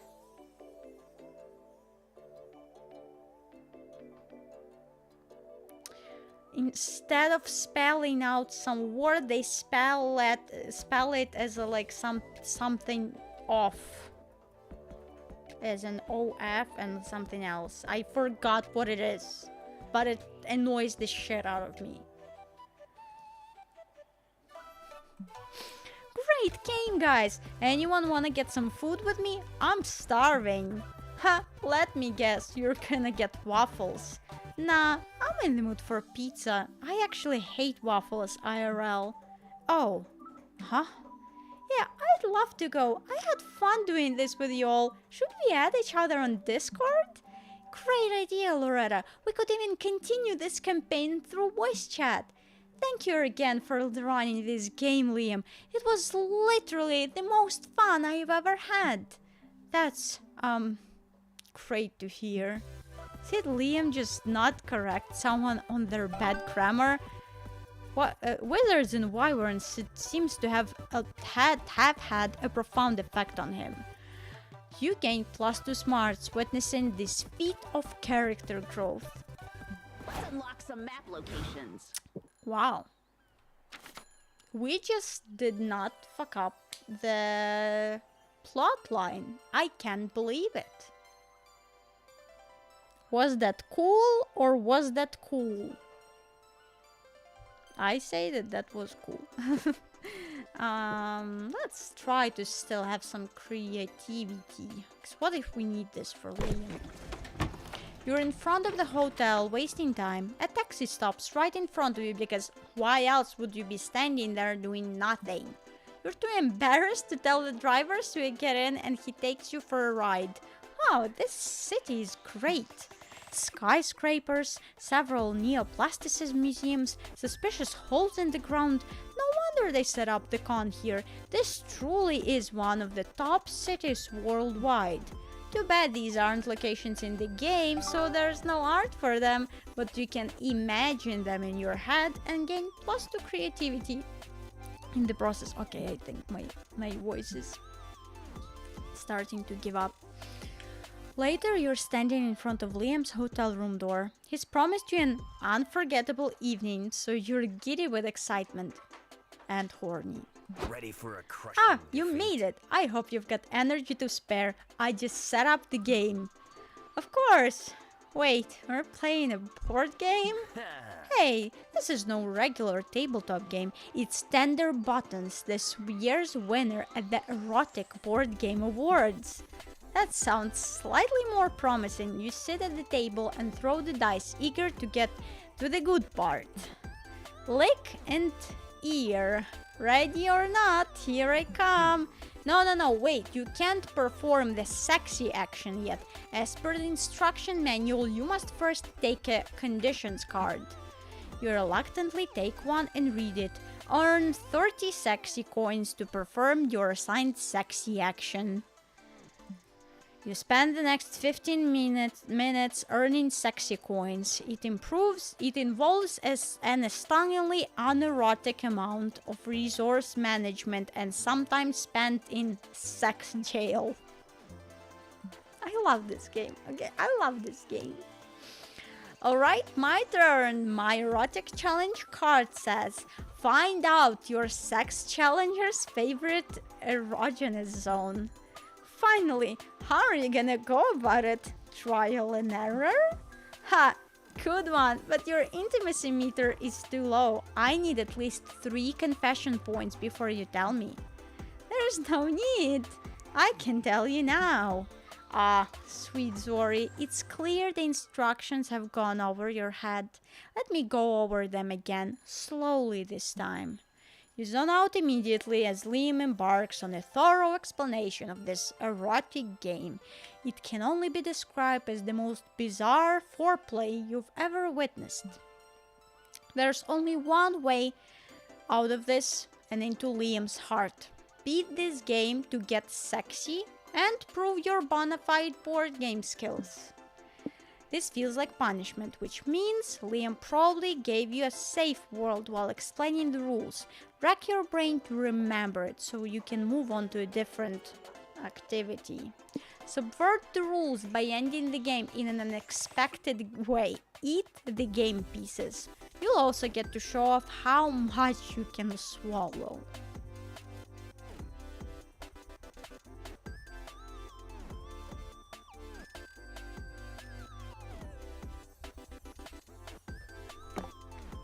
Liam keeps yapping on about this most unsexy erotic game.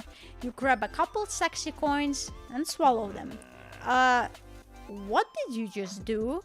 You keep putting pieces in your mouth while raising your eyebrows suggestively as if to say, these sexy coins aren't the only thing I can swallow. Oh, I see. You're trying to distract me while my foreplay timer runs out. Nice strategy, Zori, but you can't fool me.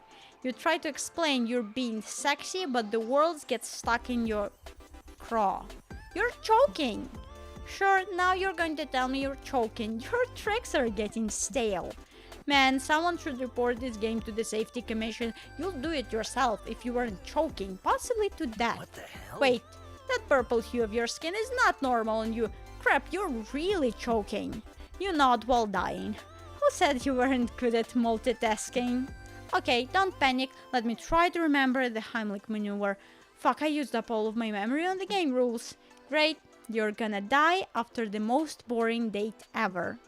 Come on, Zori, don't die on me. We didn't even get to finish the match. Liam panics and punches you under the lungs real hard. You spit out the pieces and fall on the floor. This is not sexy at all. What? Why? What? Hugh, what? What is happening?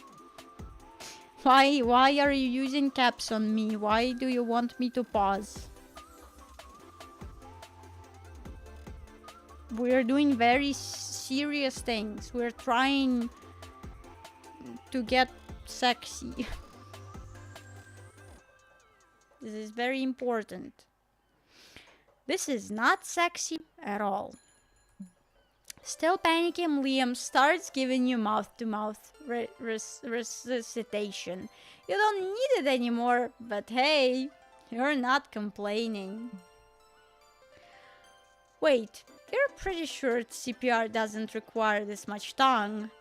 It's not CPR. Liam is French kissing you. Now that is sexy. After you recover completely, Liam hugs you. Sorry, I almost lost you. Good thing I know a thing about first aid, huh? Yeah. Anyway, I'm gonna report this game as a choking hazard. Rest assured, we're never playing it again. Yes, you lose -2 smarts, but you gain +2 creativity because your brilliant choking-based strategy worked. Gotta get some XP. Yes. What can we still do? Fun? Boldness? Or charm? Let's do charm, I guess. If it's the last one, I think it should be the last one.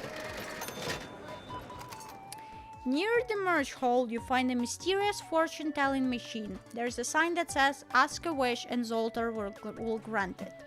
Originality is not your strong suit, so you ask to be big. The machine spits out a ticket that says, "Your wish is granted." You keep walking around waiting to get bigger, but you don't feel any different. Until you look at your butt. Yes, you now have a big, juicy +2 charm butt. Wishes do come true. Later, you're in your hotel room, getting ready for your first real date with Liam. He invited you to a fancy brewery. Greetings, Zori. Ready to go to the Beetlery? Yup. Wait, don't you mean the brewery? No, the Beetlery. It's an experimental restaurant that specializes in edible beetles, crickets, and other bugs. Bugs are the protein of the future, you know. When climate change has killed off all the cows and chickens, you'll be happy. I've already prepared your palate. Okay, well, are you still down to drive us there? Actually, I had a better idea. I've rented a tandem bicycle for us. Think of it, steering in sync, bonding over the city's criminal lack of bike lanes. Oh, how far away is the restaurant? Well, I don't know how. I can't ride a bicycle. So, a mere 10 miles. It'll give us plenty of time for a stimulating conversation. Hey, do you know how much 10 miles is? Is it 20 kilometers or what? Like 15. Like 15? 15 kilometers of riding on tandem. What? That's a very romantic first date. That's insane to ride on a bike. Like, Yes, on tandem, and then we're going to eat bugs in an experimental restaurant. Can you please give me some water? My voice is not doing good. Okay. Length 10 kilometers. Yep, 16, you're right.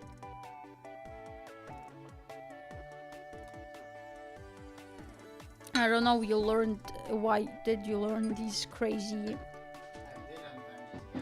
didn't, I'm just guessing. fake things, but thank you.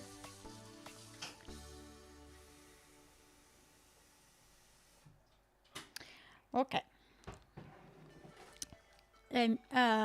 Yes, stimulating conversation. Note for the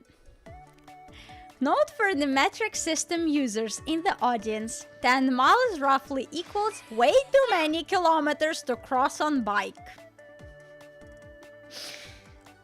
Too late. Are you sure you wanna bike that far? No offense, but you're not the most athletic person I know.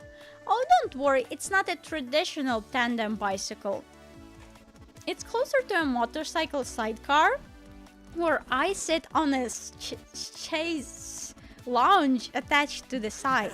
While you're pedaling, I'll boost your morale by reading some of my poems. What a great date!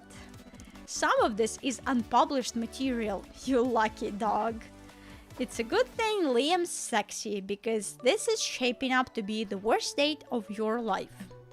Still, there's gotta be something that can somehow make this romantic. But what? The internet is vast. Surely someone's written a fanfiction about this exact date scenario. Use it as a cheat sheet. There's one thing that can save any date no matter how bad it's going. Mariachis. I don't even know I love both of these equally. A fan fiction or mariachi.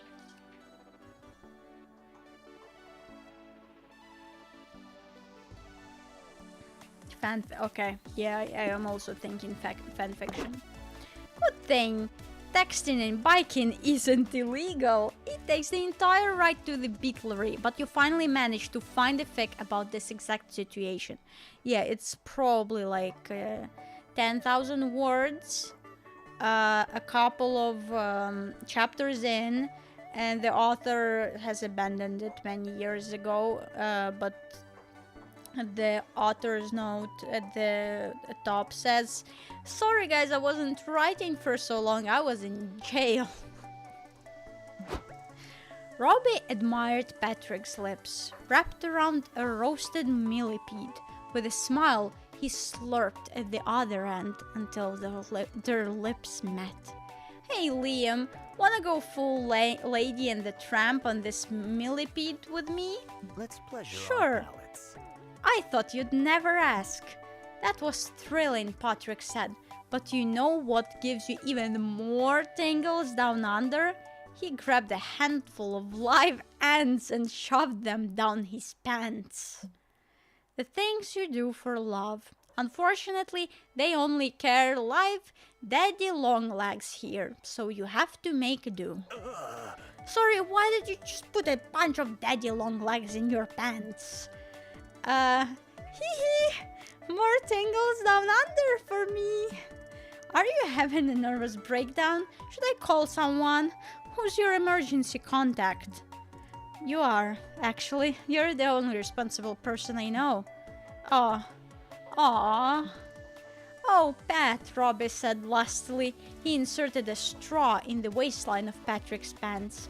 "Maybe it's time for a little ant-eater roleplay." Hey Liam, wanna do some daddy eater roleplay?" What the fuck is a daddy eater? Why are you being so... Wait a minute. Are you trying to recreate my old pet Robbie fic? What? You wrote this? Well, yes. Sorry if the writing felt a little bit juvenile, but I've always wanted to come to this place. I wanted to capture what a perfect date would look like. Oh, does that mean... Yes, sorry, I'm having the time of my life right now. Thank you. Liam gives you a long, deep kiss that tastes like bugs. Totally worth shoving bugs in your pants. You gain +2 creativity but lose -2 fun. I sharpened all my weapons. This is crazy. Okay, we have boldness or fun, so I'll go with fun. You check out the games going on at the community zone, and you find an area dedicated to retro video games. You start by playing some N64 games, then you go further back in time to play the original Super Mario, where Mario is a dick. You round out by your playing session by playing checkers and the Royal Game of Ur. Your Mesopotamian gamer skills grant you +2 fun. Later, you meet up with your friends to play Grunkle Ball, the fictional sport from the beloved Trials of Lord Grunkle books. Are we ready? Does everyone know how to play? Yup, you just need to make 2 Grunk Dunks to win, right? Yes, but first you have to score 16 Grunkle points to qualify for a Grunk Dunk. You can also make a Grunk Dunk if something narratively significant happens to you.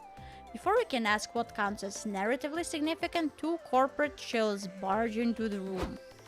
Hello! We're representatives from the publishing house that owns the Trial of Lord Grunkle IP. You'll have to pay us copyright fees if you want to play Grunkle Ball. We accept checks, money, orders, and teeth. Are you for real? But that's stupid. Even if you own Trials of Lord Grunkle, you don't own the concept of throwing a ball through a hoop. What's that? Did you say Trials of Lord Grunkle? We own that title, so you need to pay us $10 to say it. Also, I see that you're wearing pants. Lord Grunkle also wears pants. That'll be $10. This is a level of capitalism that you are not ready to deal with.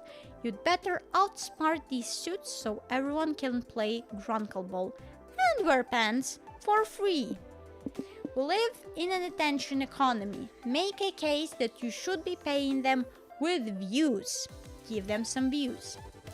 Challenge them for your right to infringe copyright with a basketball match, the official way in which most disputes get solved.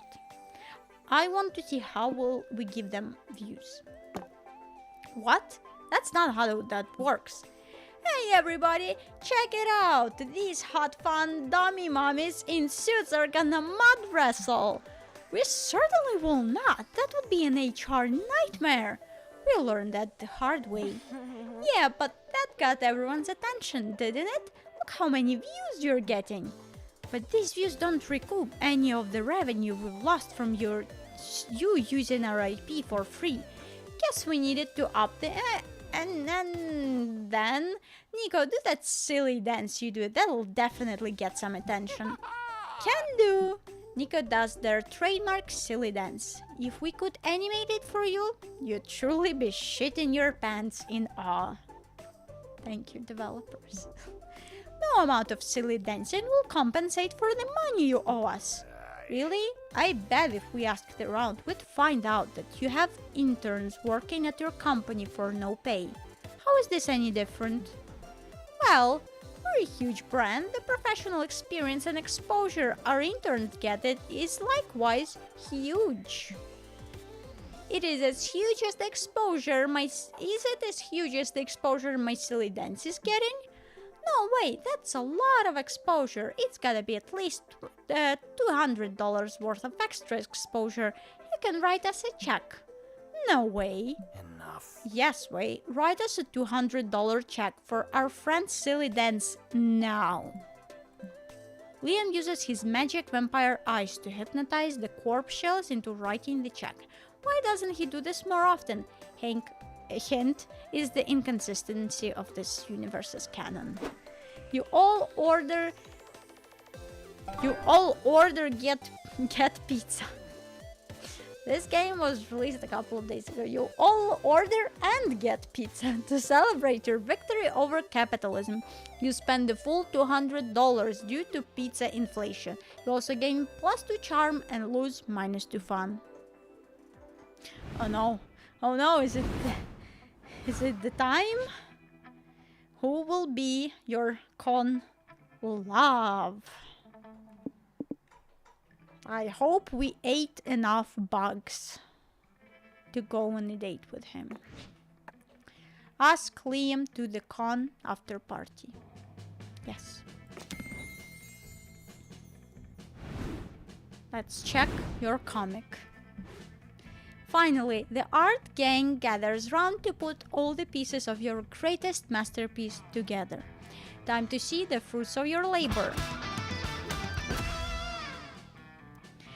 Punching Harder is a comic about a dangerous world infested with Big Dong Wolves. Only an organization known as the Slayers of the Big Dong Wolves can keep them at bay. But in order to join the ranks, you must prove your worth by passing a ruthless test, winning a fighting tournament. The first part of the test challenges the young warriors to solve the Hodge conjecture, a major unsolved problem in algebraic geometry. The second part of the test, a fighting tournament. It's always a fighting tournament, duh. Our brave hero Damien dreams of joining the ranks. All the odds are stacked against him, but he'll do his best, for he has a strong reason to join: to get laid. There's also Ravi, Damien's rival. She's cool and aloof, but her mysterious demeanor hides a dark past she carries in silence. She murdered her whole family by accident. In order to join, they will train under the tutelage of Coach, a powerful old man who retired from the organization years ago. Against all odds, he'll awaken the two warriors' dormant potential via the most unorthodox training, holding a heavy object between their butt cheeks. Will they pass the exam? Will they join the Slayers of the Big Dong Wolves? Buy the fucking comic to find out. After they both manage to solve the Hodge conjecture, a major unsolved problem in algebraic geometry, who would have predicted that Damien and Aravi would face each other at the tournament finals? Looks like today you'll get a taste of my secret technique. Anal beats sexy deadly whiplash. I may owe you after you saved my life when I was holding a heavy object between my butt cheeks, but I won't hold back, you fuckface. Match start. Ding!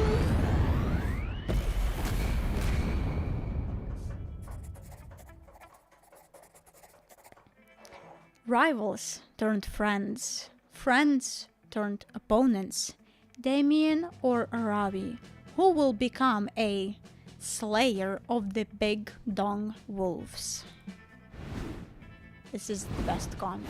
This is fantastic. General Access, you've found your first secret ending. You finally gather your courage and ask your favorite vampire dork to go to the con after party with you. Sorry, Zori, but I'm have to decline. I'm busy this evening. Really? You see, me and the others from the Wizards and Wyverns group have decided to turn our little one-shot into a weekly campaign. I'd love to have you join us if you're interested. Totally. Excellent. Your character was a highlight of the group. Normally I abhor shenanigans, but somehow in my campaign yours felt healing. Au revoir. The session starts tonight at 6. Don't be late. So, you ditched the after party to play board games with Liam. Did you really expect this to go any other way? However, when the game ended, one thing you didn't expect was for Liam to have sex with you? That's right! Having everyone's rapt attention on him as GM must have gotten him all hot and bothered. You're glad you two could share this experience, playing games, rolling dice, processing Liam's trauma through the veneer of TTRPGs. But more than that, you're glad you got to fuck him in that Angelus costume. Time to cross that off the old bucket list. We got the horny ending. We got the horny secret ending. Fantastic. This is great. This is great.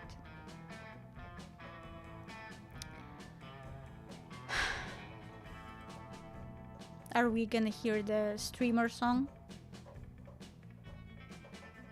Before we knew it, the con had ended. It was just 4 days, but we could swear it felt like an entire lifetime. All sorts of misadventures took place, entire friendships blossomed, and we ourselves changed as people. The idea of going back to our day-to-day lives made us feel a bit disoriented. Promises were made of not growing apart, of meeting again soon. Still, we would lie if we said if we didn't feel a bit sad to leave all that behind. But as each of us went our own way, we realized that wherever we went, these people would be there with us. And with that came a truth that to this day we hold close to our hearts. That no matter where we are, we belong. It's as though that still gives us warmth. It makes us feel, once again, young and unafraid. And it reminds us that even as years go by, we will always be ready to start. When you stream, you would not believe what you have to deal with. So many companies When I treat you stream. like you're robbing like a thief. But you don't have to fear, it won't happen with me. We were meant to trust each other.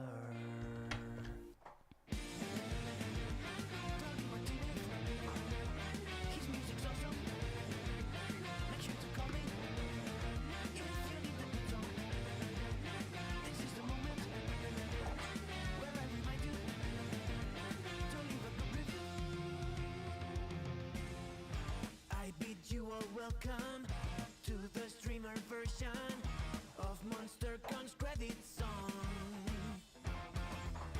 Technically this time I made And we have the streamer song, which is great. I had so much fun playing this with you. I hope you had as much fun as I did. That was fantastic. I don't know if I'll stream tomorrow. I'll try. But maybe we'll have more of this. I don't know, on the week, or should we do the weekend?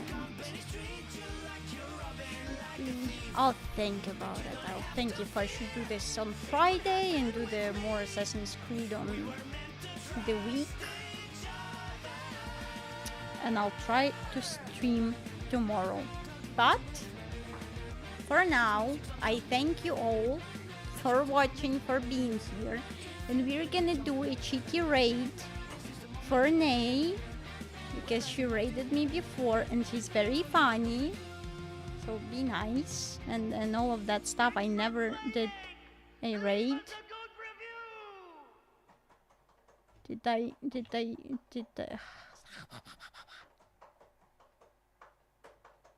I do? Now we have 90 seconds for this.